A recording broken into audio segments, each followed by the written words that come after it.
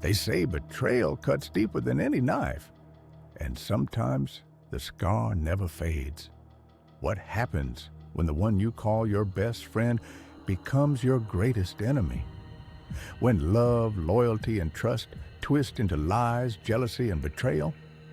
This is the chilling story of Dana Mitchell, a mother, a nurse, and a woman who lost everything when her best friend turned against her. And it's the story of how, years later, Dana's silence, her patience, and her burning rage ended in a murder that shocked an entire community. Stay with me until the end, because this isn't just a crime story. It's a haunting reminder of how betrayal can poison the soul, and how revenge, once set in motion, almost never ends well. Tonight, we unravel the silent oath. What do you think hurts more, losing a friend or being betrayed by one? Comment below as you watch this story unfold.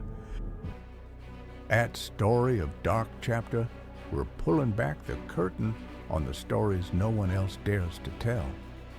Join us as we explore the grim realities of infamous crimes, uncover the scariest untold mysteries that have baffled investigators and defied logic. If you crave deep dives into sinister events and tales that will challenge your perceptions, hit that subscribe button. The truth is often stranger and far more terrifying than fiction.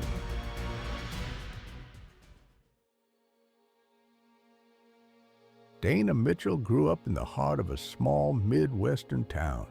She was the type of woman people described as dependable, hardworking, the kind of person you could call at 2 a.m. if you needed help. By 31, Dana was a registered nurse. A single mother raising her little boy, she spent most of her time between long hospital shifts and evenings helping with homework. Her life wasn't glamorous, but it was honest. And through every chapter of it, she had one constant: Rachel Torres. Rachel wasn't just Dana's friend. They had known each other since grade school. They shared secrets, heartbreaks, even holidays. Neighbors said the two were like sisters. And for Dana, who often felt alone in the world, Rachel wasn't just a best friend. She was family.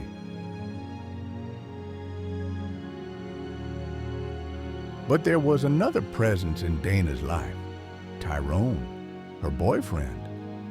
Charming, smooth-talking, kind of man who could light up a room. But beneath the charisma, Tyrone carried a darker reputation. He wasn't stable, he wasn't loyal, and yet Dana believed in him. She believed that together they could build a future for her son. What she didn't know was that Tyrone and Rachel were keeping secrets that would destroy everything. Because while Dana was busy saving lives at the hospital, her best friend and her boyfriend were secretly plotting to ruin hers.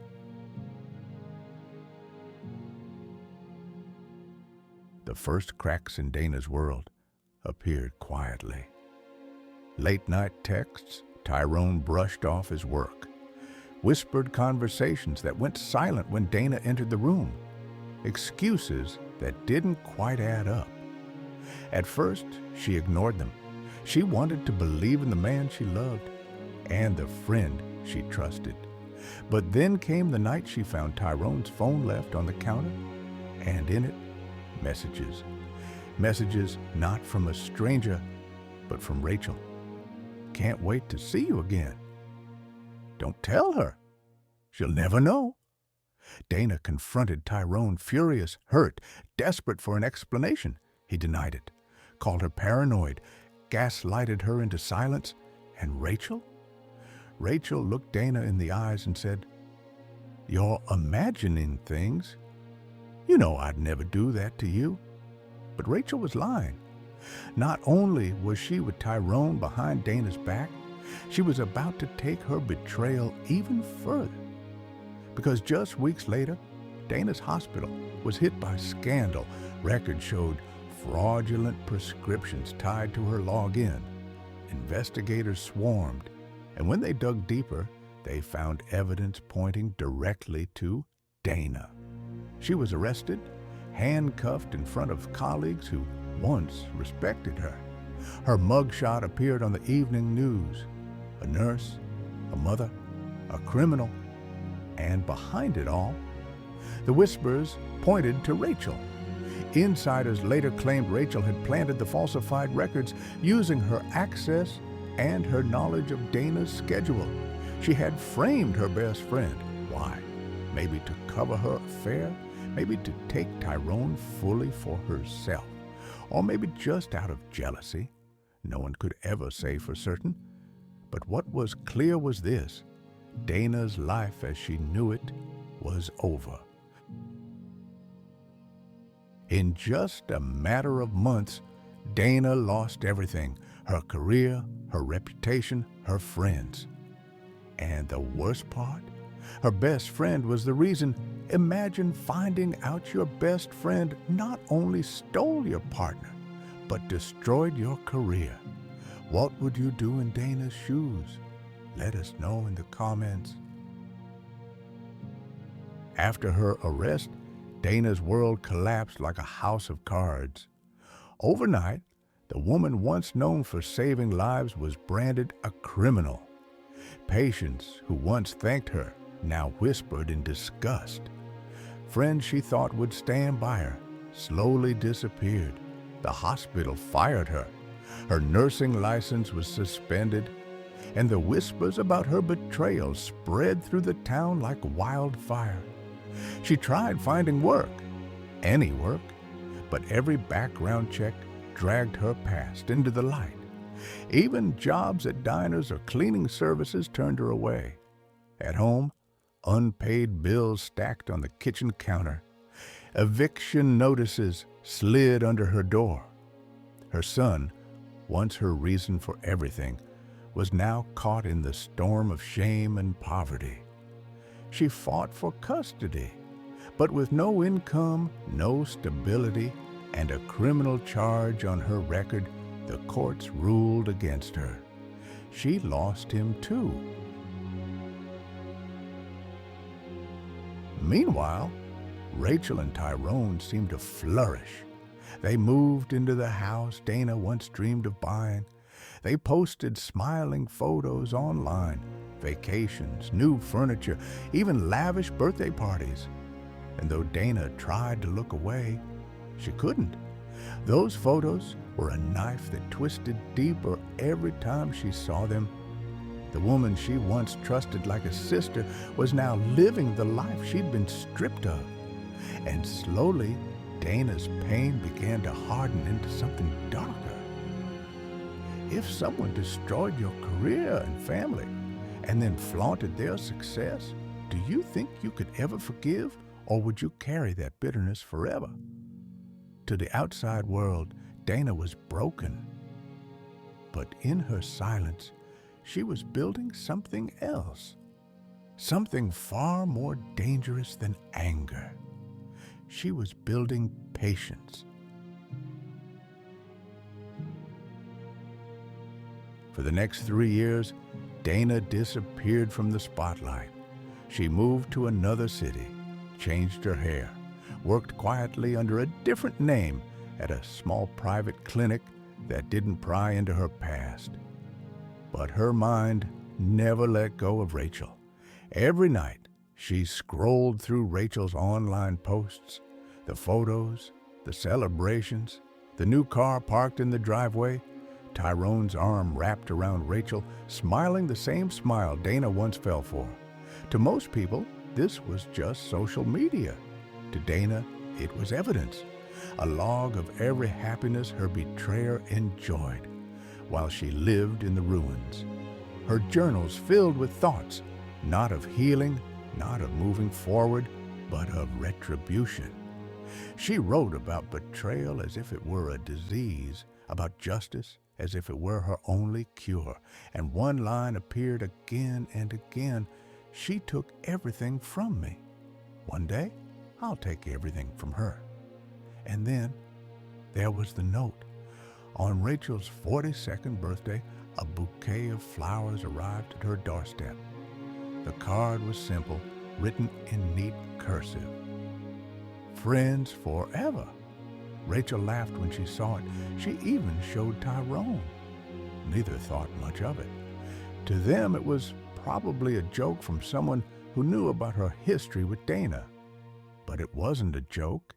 It was a warning. Because Dana had returned to town, she followed Rachel for weeks. From work to the grocery store to the very steps of her home. She never approached. She never spoke.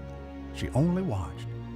Neighbors would later say they noticed a hooded figure outside Rachel's home, standing still, almost blending with the shadows. At the time, they dismissed it as imagination. But it wasn't imagination. It was Dana, and she was preparing for the night she had waited 3 years to see. Because soon, Rachel's betrayal would come full circle, and it would end in death. On the evening of May 17th, the Torres household was filled with celebration. Friends had gathered earlier to toast Rachel's birthday. Laughter echoed through the rooms. Glasses clinked. Rachel was glowing, happy, surrounded by the life she'd stolen. But as the night wound down, guests said their goodbyes. Tyrone left shortly after midnight to visit a friend across town, and by 12:30 a.m., Rachel was alone. What she didn't know was that she wasn't truly alone. Dana had been watching all evening. She waited until the lights dimmed and the street fell quiet. Then she moved. Neighbors later reported hearing faint knocking around 1 a.m. They thought it was nothing, but inside the house, Rachel answered her door, and there stood Dana. 3 years of silence, 3 years of rage bottled and waiting, and in her hand, a single folded note. The same words as before: "Friends forever." What happened next would never be fully known, but investigators pieced together a chilling picture. The struggle was brief, violent, desperate. Furniture overturned, a wine glass shattered against the floor, Rachel's fingernails broken as if she had clawed for escape. By dawn, Rachel's body was discovered in the kitchen, strangled. Next to her lay the note. The same handwriting as Dana's journals, the same handwriting as the birthday card for Rachel Torres. Betrayal ended not with triumph, but with silence and death. If you were on the jury, knowing Rachel destroyed Dana's life, would you see this as cold-blooded murder or as a desperate act of revenge? Comment below. When police arrived at Rachel Torres' home that morning, the scene spoke volumes. Broken glass, overturned furniture, and Rachel's lifeless body on the kitchen floor. But it was the note that froze investigators in their tracks. Friends forever. It was haunting, almost theatrical. Detectives began piecing together Rachel's last night alive. Guests confirmed the party. Tyrone confirmed he left shortly after midnight, and neighbors mentioned the faint knocking they'd heard around 1 a.m. At first, suspicion turned toward Tyrone. The husband is always the first suspect, but his alibi held firm. Phone records, security cameras, even friends who confirmed his whereabouts. That's when one detective remembered something buried in old reports. Dana Hayes, the ex-nurse, The woman who once called Rachel her closest friend. The same woman Rachel had testified against years earlier. They dug into Dana's past, her lost career, her custody battles, the eviction, the probation reports. Everything painted the portrait of a woman stripped of everything she loved. And then her journals. Hidden inside her apartment drawer, police discovered notebooks filled with Dana's handwriting, each page darker than the last. She took my life. One day, she'll know my pain. Friends forever. The handwriting matched the note found at the crime scene. It was enough for an arrest warrant. On June 3rd, Dana Hayes was taken into custody. Her mugshot showed a woman calm, almost relieved. And when questioned, she uttered only one sentence: "Now she understands." If you were in Dana's position, betrayed, abandoned, stripped of your family, would you ever reach a breaking point? Or should revenge never be an option? Dana's trial began 6 months later, and it gripped the community like a vice. The prosecution painted her as a cold, calculating killer who waited years to strike. They highlighted her journals, her surveillance of Rachel, and the note left at the scene. The defense told a different story. They portrayed Dana as a broken woman, a victim of betrayal who had lost her career, her home, and even her child because of Rachel's lies. They didn't excuse the crime, but they begged the jury to understand it. For weeks, witnesses testified, friends, neighbors, experts in psychology. Tyrone himself took the stand, his voice trembling as he recalled the night he found his wife's body. And then came the moment everyone waited for, Dana's testimony. On the stand, she was composed. Her words were chilling in their honesty. "I trusted Rachel with my life. She destroyed it, and I waited.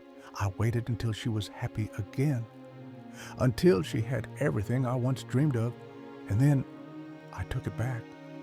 The courtroom sat in silence. No tears, no apologies, only a confession wrapped in calm rage. After 4 hours of deliberation, the jury returned. Guilty of first-degree murder, Dana Hayes was sentenced to life in prison without the possibility of parole.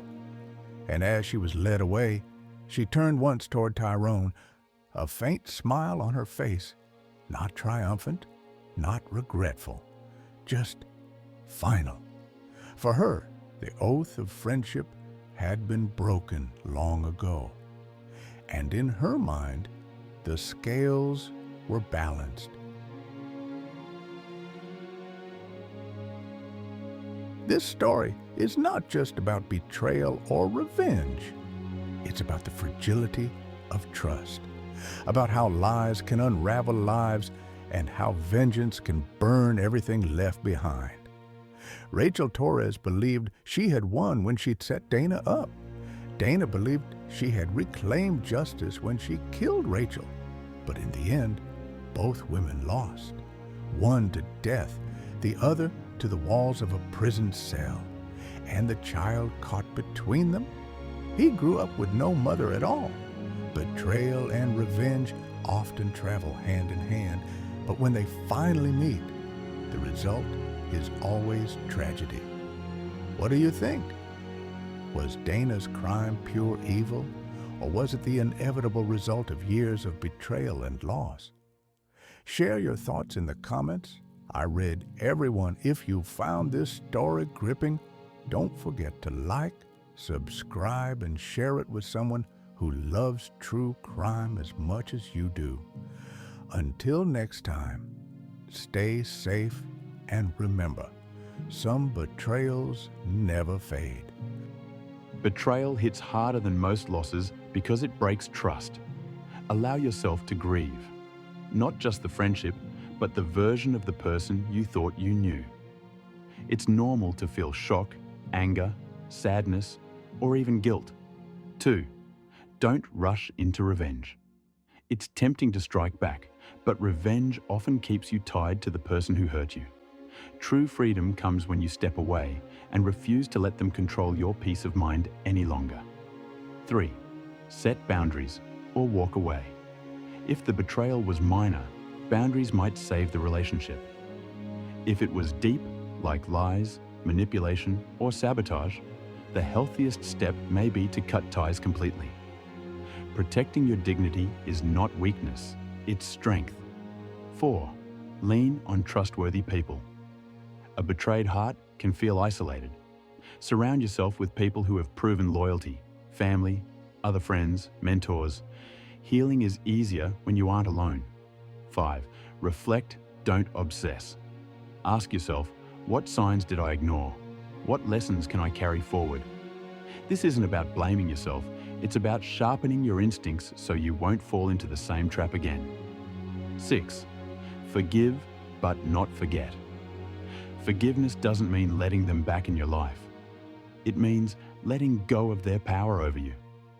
Forgetting isn't required. Remembering helps you grow wiser. Closing thought. Sometimes betrayal is the universe's way of removing people who were never meant to sit at your table. Don't see it only as a loss. See it as a revelation.